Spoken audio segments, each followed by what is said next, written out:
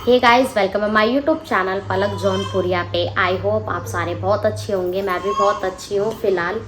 तो जैसे कि आप लोगों को थंबनेल देख के ही समझ आ गया होगा कि मैं किस टॉपिक पे बात करने वाली हूँ। आज मैं करने वाली हूँ अपना जो मेरा सी सेक्शन हुआ है, मतलब कि जो मेरा ऑपरेशन हुआ है बेबी के टाइम का। मैं आज उस चीज़ की पूरी स्टोरी बताने वाली हूँ आप लोगों को, क्योंकि ऑलमोस्ट सबके कमेंट ये थे कि आप इतने मोटी क्यों हो रही हो, आपका वेट क्यों बढ़ रहा है, आपका पेट क्यों निकला हुआ इतना, कहीं आप प्रेग्नेंट तो नहीं हो दोबारा से। तो उस चीज़ को मैं क्लियर करना चाहती हूँ कि मेरा वेट क्यों बढ़ा, किस रीज़न पे मेरा वेट इतना बढ़ रहा है और बहुत जल्दी कम भी हो जाता है। तो पहले स्टार्ट करते हैं हम मेरी जो 9th मंथ की जर्नी रही है, जो मैंने अपने पूरे 9 महीने काटे हैं। मैंने कैसे काटे हैं वो सिर्फ मैं जानती हूँ, मेरा दिल जानता है। तो स्टार्ट करते हैं। हमें पहले पता चला कि मैं प्रेग्नेंट हूँ। मेरे को 4 मंथ पता चला था कि मैं प्रेग्नेंट हूँ। तो धीरे धीरे सब कुछ ठीक था। तो 5 मंथ में मेरे साथ कुछ ऐसा हुआ जो नहीं मैंने कभी सोचा था, पर जो भी हुआ, टचवुड, भगवान ने हो सकता है कि मेरे लिए वो चीज़ अच्छी करी होगी, इसलिए मेरे साथ ऐसा हुआ। अगर मैं अभी सोचना चाहूँ, अगर उस टाइम वो चीज़ मेरे साथ नहीं होती तो शायद आज मैं यहाँ नहीं बैठी होती। तो ये चीज़ भी मैं टाइम आने पे बताऊँगी कि मेरे साथ क्या हुआ था। तो अभी के लिए थोड़ा गैप रखते हैं इस चीज़ को। तो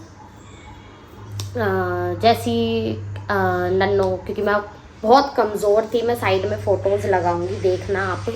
मैंने फ़ोटोज़ लगाई है। मैं बहुत कमज़ोर थी। मेरा वेट होगा, जब मैंने प्रेगनेंसी कंसीव करी थी तो मेरा वेट था 34। कोई यकीन नहीं मानता कि मैं जब प्रेगनेंसी मैंने कंसीव करी तो मेरा वेट था 34। तो डॉक्टर ने बोला था कि आपका वेट बहुत कम है, आप ये प्रेगनेंसी नहीं कंसीव कर पाओगी, हो सकता है बीच में कुछ हो जाए। नहीं, फिर हमें था कि नहीं, मैं कर लूँगी, मेरे में इतनी हिम्मत थी कि मैं कर लूँगी। मैंने अपने पूरे 9 महीने में क्लियर कर दूँ कि मैंने अकेले काटे हैं। मेरे ना आगे कोई था ना मेरे पीछे कोई था। मैंने पूरे 9 महीने सिर्फ अपने हस्बैंड के साथ काटे हैं। वो जो भी थे मुझे देखने वाले, वो सिर्फ मेरे हस्बैंड थे। मेरी केयर करना, मेरी जिसे कहते हैं सारी चीज़ें, एक होता है जो प्रेगनेंसी लेडी का, वो सब कुछ मेरे हस्बैंड ने किया है। मेरा बहुत सपोर्ट करा है मेरे को पूरी प्रेगनेंसी जर्नी में। और टचवुड अभी भी बहुत करते हैं, मुझे बहुत सपोर्टिव हैं वो मेरे लिए। तो जैसे जैसे मेरे मंथ आगे बढ़ते गए मुझे दिक्कतें आती रही। मेरे हर महीने, जैसे ही मेरा छठा चढ़ता था, 7वां चढ़ा, फिर 8वां चढ़ा, मेरे हर महीने मेरे को दवाइयाँ चढ़ने लग गई थी। मैं हर महीने हॉस्पिटल में एडमिट होती थी, क्योंकि मेरी केयर नहीं होती थी। अकेला इंसान कितनी केयर करेगा। मैं खुद प्रेग्नेंट लेडी हूँ, घर का काम देखना है, हस्बैंड को देखना है, ऊपर से खाना पीना देखना, सब कुछ करना, तो किसी के लिए पॉसिबल नहीं हो पाता। क्योंकि मेरी एज भी नहीं थी, तो मेरे लिए बहुत मुश्किल रहा। औरों के लिए आसान होगा, पर मेरे लिए मेरी प्रेगनेंसी बहुत मुश्किल रही है। उसके बाद जैसे ही मेरा 9th मंथ कवर होने वाला था, कवर भी क्या, 8th मंथ था मेरा, 9th मंथ मेरे को लगने वाला था 6 तारीख को। तो 5 तारीख को ही, जिसे कहते हैं कि मेरे दर्द होना रात को ही चालू हो गया था। पर हुआ क्या था कि इनको बुखार चढ़ गया था, इनको बहुत तेज़ बुखार था। तो मैं अपना दर्द भूल गई कहीं ना कहीं कि मुझे दर्द हो रहा है। तो मैं इन पे ध्यान देने लग गई। मैं टेंशन में हो गई थी एकदम से कि क्या हो गया इन्हें, इतनी तेज़ क्यों बुखार चढ़ गया। हम तो कहीं गए भी नहीं बाहर, ऐसा हमने कुछ खाया भी नहीं, कुछ भी नहीं। तो ये सुबह ऑफिस चले जाते थे 5 बजे ही। ये 5 बजे ऑफिस के लिए निकल गए।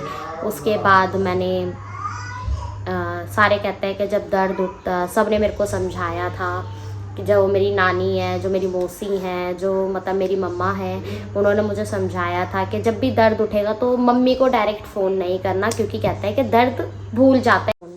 तो मैंने अपनी नानी को फ़ोन करा। ये सुबह 5 बजे ही ऑफिस चले जाते हैं। तो मैंने अपनी नानी को फ़ोन करा कि नानी ऐसे ऐसे मेरे दर्द हो रहा है, तो मैं क्या करूँ। तो फिर मेरी नानी ने मेरी मम्मा को फ़ोन करा कि मैगी के दर्द हो रहा, तू फटाफट से, मेरे को मैगी बोलते हैं प्यार से सारे घर में, तो फटाफट से बोला कि तू उसके पास जाओ, उसके दर्द हो रहे हैं, वो तेरे को फ़ोन नहीं कर पा रही है। तो मेरी मम्मा ने इनको फ़ोन करा कि मैगी के दर्द हो रहा, आप इन्होंने अपना ऑफिस छोड़ा, सब कुछ। ये मैं घर में सिर्फ अकेली थी, जो कि हम पहले किराए के मकान पे रह रहे थे। मैंने जो बताया कि 5 मंथ जो चल रहा था मेरा, कुछ ऐसा हुआ कि जिस रीज़न के वजह से हमें किराए के मकान पे आके रहना पड़ा। ये रीज़न टाइम आने पे पता चल जाएगा सबको। तो हम आए किराए के मकान पे, तो वहाँ पे कोई नहीं था मेरे पास। किसको बताती, आस पड़ोस में भी इतनी जल्दी कोई नहीं उठता था, किसको बोलती ये चीज़ें। तो फटाफट से ये ऑफिस से आए, मेरे को लेके गए। तो डॉक्टर ने चेकअप करा सारा। चेकअप करने के बाद बोलते हैं कि आपका बेबी जो सांस नहीं ले रहा है। तो उस टाइम टेंशन थी, क्या करें क्या ना करें, बेबी को ऐसा क्या हो गया जो सांस नहीं ले रहा बेबी। तो उन्होंने हमें बोला कि हम आपको अल्ट्रासाउंड लिख के दे रहे हैं, फटाफट जाओ ये सब जितने टेस्ट हैं सब करवा के आओ। तो उससे हमें पता चला है कि बेबी के जो नाल होती है वो गले में फंस गई है, इसलिए बेबी हमारा सांस नहीं ले रहा है। जितना जल्दी हो सकता ऑपरेशन करवा लो। कुछ दिमाग में नहीं था, हम तो सोच के चल रहे थे कि नॉर्मल हो जाएगा, पर फिर ऑपरेशन बोल दिया एकदम से। इन्होंने साइन करे पेपर पे, मैंने साइन करे पेपर पे। उस टाइम भी, ऑपरेशन के टाइम भी मेरे पास कोई नहीं था, ना मुझे कोई संभालने वाला, ना कोई मुझे पूछने वाला। सिर्फ मैं और मेरे हस्बैंड थे जो बैठे, हम दोनों ने सलाह करी एक दूसरे से कि क्या करना चाहिए, क्योंकि हमें चाहिए था हमारा बेबी। तो ठीक है, हम दोनों ने साइन कर दिए। डॉक्टर मुझे अंदर ले गए ऑपरेशन के लिए। तो एक पॉइंट ऐसा आया ऑपरेशन के टाइम पे, जहाँ डॉक्टर ने बोल दिया कि हम सिर्फ बेबी या मदर को हम 2 में से 1 बचा सकते हैं। तो उस टाइम इनका कहना ये था कि मुझे दोनों चाहिए। सही बात है, दोनों के बिना नहीं रह सकता इंसान। जिसको मैंने अपने पास पूरे 9 महीने कवर करा है, मैं उस बच्चे को कैसे जाने दे सकती हूँ। हो सकता है कि अगर मेरी केयर हुई होती पूरे 9 महीने, मेरे को देखा गया होता, या जिसे कहते हैं एक 9 महीना बहुत प्यार से रखना, वो चीज़ हुई होती तो काश हो सकता है कि मेरे नॉर्मल हो जाता। वरना बाकी सबका कहना ये था, अरे ऑपरेशन करवा लिया, बिना दर्द के बच्चा हो गया है, ऑपरेशन करवा लिया, नॉर्मल होता तो अच्छी बात होती। अरे मुझे पता है मेरे साथ क्या हुआ था उस टाइम, मुझे पता है मैं किस वक्त से गुजरी हूँ उस टाइम, या मैंने क्या क्या फेस करा है, तो वो सिर्फ मैं जानती हूँ। इसलिए मेरा ऑपरेशन हुआ है, जिसकी वजह से मैं मोटी हो रही हूँ, जिसकी वजह से मेरा वेट बढ़ रहा है। तो डॉक्टर ने बोल दिया ठीक है, भगवान की दुआ से हम बहुत अच्छे से हो गया हम दोनों का। अनन्या बाहर आई, तो अनन्या धीरे धीरे भी क्या, 1 घंटे बाद वो नीली पड़ गई थी बिल्कुल। मैं फ़ोटो लगाऊंगी, आप देखना, मैंने साइड में फ़ोटो लगाई है, आप देखना। अनन्या बिल्कुल नीली पड़ गई थी, क्योंकि अनन्या के जो नाल फंसी थी उसके चक्कर में उसके दूध अटक गया था, जिससे कि वो नीली पड़ गई थी बिल्कुल। डॉक्टर मेरी अनन्या को शिफ्ट करा हॉस्पिटल में। हमारी अनन्या वेंटिलेटर पे थी, उसे ऑक्सीजन लगाया गया। तो इनके पास, मैं ऑपरेशन की हालत में थी, मुझे वैसे ही कुछ नहीं बता रहे थे ये लोग। तो डॉक्टर का इनके पास फ़ोन आता है कि आपकी लड़की सिर्फ 5% पे है, हम आपकी लड़की को नहीं बचा पाएंगे। इन्होंने मेरे को आके नहीं बताया कि वो भी ऑपरेशन की हालत में है। मैं यहाँ, मतलब मैं कहती हूँ मेरे हस्बैंड उस टाइम इतनी हिम्मत दिखाई थी कि हमारे आगे पीछे कोई नहीं था पूछने वाला हमें कि क्या करना आगे क्या नहीं करना। जो हमें लोगों को हमें समझ आता है हम वो करते हैं बस। ये मेरी सुनते हैं, मैं इनकी सुनती हूँ। जो भी करना होता है हम दोनों एक दूसरे की समझ से कर लेते हैं। तो डॉक्टरों ने, हमने बहुत रिक्वेस्ट करी, तो उसके बाद हमने दुबई से डॉक्टर्स बुलाए अपनी लड़की के लिए। तो दुबई से डॉक्टर आए, तब जाके हमारी अनन्या ठीक हुई। हमारी अनन्या नाना करके पूरे 11-15 दिन हॉस्पिटल में रही है वेंटिलेटर पे। मैं घर आ चुकी थी, मुझे छुट्टी मिल गई थी 5 दिन बाद ही, क्योंकि मैं बिल्कुल कवर भी नहीं। आप लोग भी जानते हो ऑपरेशन होना आसान नहीं होता। जिसका भी ऑपरेशन हुआ है वो समझ सकता है, बाकी की मैं नहीं बोल सकती। सोचो जब हमारा जरा सा हाथ कट जाता है, जब हमें इतनी दिक्कत होती है, हम तो ऑपरेशन करवा के बैठे हैं, फिर क्यों ये चीज़ बोलते हो कि ऑपरेशन करवाना आसान होता है।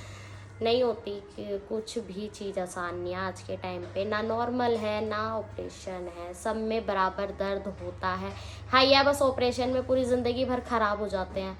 अचानक ही वेट बढ़ जाता है, अचानक ही वेट कम हो जाता है बिल्कुल ही, हम कुछ भारी सामान नहीं उठा सकते या हम कुछ कर नहीं सकते। तो अनन्या हमारे पास वापस आई है, 12-13 दिन बाद अनन्या हमारे पास वापस आई। उसकी हर रोज़ उसकी 9 बजे एक वीडियो आती थी हमारे पास कि बेबी कैसे कैसे मूवमेंट कर रहा है, बेबी सांस ठीक से ले रहा है, अब बेबी ने अच्छे से ग्रोथ पकड़ ली है अपनी। तो हर 9 बजे, सुबह 9 बजे की मॉर्निंग होती थी जिसमें हमारे पास वीडियो आती थी अनन्या की कि आपका बेबी ठीक है, आपका बेबी ऐसे ग्रोथ कर रहा है, सॉरी, आपका बेबी ग्रोथ कर रहा है। तो ठीक 9 बजे हमें वेट था कि इसकी वीडियो आनी है। मैं एक छोटी सी फ़ोटो लगाऊंगी आज, वो फ़ोटो देख के आप समझ जाओगे कि किस वक्त से मैं गुजरी हूँ। मैं एक छोटी सी फ़ोटो लगाऊंगी लड़की की, तो आप वो ज़रूर देखना। तो उसके बाद जिसे कहते हैं कि ऑपरेशन के टाइम जो मेरा मेन था, ऑपरेशन के टाइम आप चाहे तो गूगल पे सर्च करना, या अगर आपका ऑपरेशन हुआ है तो आप लोगों को भी पता होगा, जिसका भी ऑपरेशन हुआ है उसको पता होगा कि डॉक्टर ऑलमोस्ट 3 महीने का आराम बोलते हैं। 3 महीने भी क्या, 2 महीने का आराम से बोलते हैं डॉक्टर के आपको बेड पे से नहीं उठना, क्योंकि ऑपरेशन होना आसान नहीं है। मैं दोबारा बोल रही हूँ ये चीज़, टाँके कवर होना आसान नहीं होता किसी के लिए। तो डॉक्टर ने मुझे एडवाइस दी थी कि आपका शरीर वैसे ही बहुत कमज़ोर है, तो जहाँ तक हो सकता है आप 3-4 महीने का आराम लेना अपने शरीर पे। तो आज मैं बता दूं कि मुझे मेरे ऑपरेशन के टाइम पे आराम नहीं मिला, क्योंकि जैसे मैं स्टार्टिंग से बता रही हूँ कि सिर्फ मैं और मेरे हस्बैंड हैं एक दूसरे को देखने के लिए। मैं 10वें या 11वें दिन मैं खड़ी हो गई थी खाना बनाने के लिए, और खड़ी भी कैसे हुई थी, अपने पेट पे चुन्नी बांध के कि मेरे दर्द ना हो टाकों में। मैंने पेट पे चुन्नी बांधी, मेरा बेबी घर आ गया था। झूले में मैं रसोई में अपने पास उसको लिटाती थी झूले में, एक तरफ खाना बना रही होती थी, एक तरफ बेबी को देख रही हूँ, फिर हस्बैंड को देखना है मुझे, क्योंकि इन्हें भी अकेला छोड़ के मैं कहीं नहीं जा सकती। तो इस चक्कर में मेरी केयर नहीं हो पाई, मैं अपने पे ध्यान ही नहीं दे पाई। बेबी को ध्यान दिया पूरा, फिर हस्बैंड को भी ध्यान देना ज़रूरी था। इस चक्कर में जो मेरा ऑलमोस्ट जो मेरी ऑपरेशन की जर्नी थी वो बहुत ख़राब गई है। जैसे आप दूसरा बेबी कब प्लान करोगे यार, मैं सोचती भी नहीं हूँ बिल्कुल भी, क्योंकि जो चीज़ मेरे साथ अनन्या के टाइम पे हुई है, मैं नहीं चाहती कि मेरे साथ वो चीज़ आगे हो, क्योंकि मुझे देखने वाला कोई नहीं है। मैं अगर सोचती हूँ कि हम दूसरा बेबी कर लेते हैं, तो फिर ये आता है अनन्या को कौन देखेगा, मुझे कौन देखेगा, या इन्हें कौन देखेगा। सब कुछ मुझे अकेले करना है, क्योंकि ये नहीं है भाई हमारे आगे पीछे कोई हमारा करने वाला। 1 दिन कर देगा, 2 दिन कर देगा, हफ्ता कर देगा, कोई नहीं बैठा हमारे लिए कि कोई हमें आके या मेरी केयर कोई कर ले। तो बस यही थी मेरी छोटी सी कहानी। अगर आप लोगों को पसंद आई हो तो प्लीज़ मुझे बताना, और अगर मैंने कुछ गलत बोला हो तो उसके लिए सॉरी। और क्योंकि मेरा ऑलमोस्ट यही था कि क्यों मेरा वेट बढ़ रहा है, इसलिए मेरा वेट बढ़ रहा है क्योंकि मेरे ऑपरेशन के टाइम पे मेरी जो केयर होती है वो नहीं हुई है, इसलिए मेरा वेट बढ़ रहा है। एकदम से मैं कवर हो जाती हूँ, एकदम से मैं बहुत ज़्यादा मोटी हो जाती हूँ। अभी भी मेरी तबीयत ख़राब है, कल मैं लाइव आई थी, लोगों ने मुझे देखा दवाई खाता हुआ। तो मेरा अभी क्या हो रहा है, मेरी नोज़ से ब्लडिंग हो रही है, नॉन स्टॉप मेरी नोज़ से ब्लडिंग है। क्योंकि जो चीज़ बाद में बताएंगे, अभी थोड़ा ब्रेक देते हैं इन चीज़ों को कि क्या दिक्कत है मुझे, वो चीज़ मैं बाद में बताऊंगी आप लोगों को। तो आई होप आपको ये ब्लॉग मेरा अच्छा लगा होगा। हो मैं बस ये कहना चाहूँगी कि आई होप आप मेरी ये छोटी सी स्टोरी सुन के ही समझ गए होंगे कि मैंने अपने 9 महीने कैसे काटे हैं, अपना ऑपरेशन का टाइम कैसे काटा है। तो प्लीज़ आप लोग मुझे कमेंट मत करा करो कि आप मोटी हो रही हो, आप दूसरा बेबी, आप प्रेग्नेंट हो। नहीं यार, नहीं सोचते हम, हमारे लिए एक बहुत है, वो मेरी बेटी। हाँ, अगर भगवान ने आगे दिया तो मैं ज़रूर करूँगी, और जैसे मैंने अपनी बेटी के टाइम पे हिम्मत दिखाई है, मैं दूसरे में भी इतनी हिम्मत दिखाऊंगी, क्योंकि मुझे पता है ना आज कोई है मेरे पास, ना कल कोई होगा मेरे पास, क्योंकि मैं इतना लिख के दे सकती हूँ। तो बस इतना ही बोलना चाहूँगी। आई होप आपको ये ब्लॉग अच्छा लगा होगा, तो प्लीज़ लाइक कमेंट सब्सक्राइब कर देना और कमेंट करके ज़रूर बताना अगर मेरी कोई बात आपको बुरी लगी हो या कोई बात मेरी अच्छी लगी हो, तो प्लीज़ मुझे कमेंट करके एडवाइस ज़रूर देना कि मैंने सही बोला है या गलत बोला है। बाकी आप लोग हो और जो नए हो प्लीज़ आप लोग मुझे सब्सक्राइब कर लेना, जितनी हो सकती है आगे से ज़्यादा वीडियो शेयर करो, क्योंकि मुझे इस टाइम आप लोगों के सपोर्ट की बहुत ज़्यादा ज़रूरत है। तो प्लीज़ मुझे सपोर्ट करो आप लोग और शेयर करो। सब्सक्राइब तो आप लोग कर ही दोगे, मुझे भरोसा है। तो मिलते हैं ऐसे ही अगले व्लॉग में। इसको बहुत सारा प्यार देना बस आप लोग, और मेरे लिए प्रेयर करना कि मैं बहुत जल्दी ठीक हो जाऊं, दोबारा कवर करूं अपने आप को। तो मिलते हैं आगे, बाय बाय, धन्यवाद।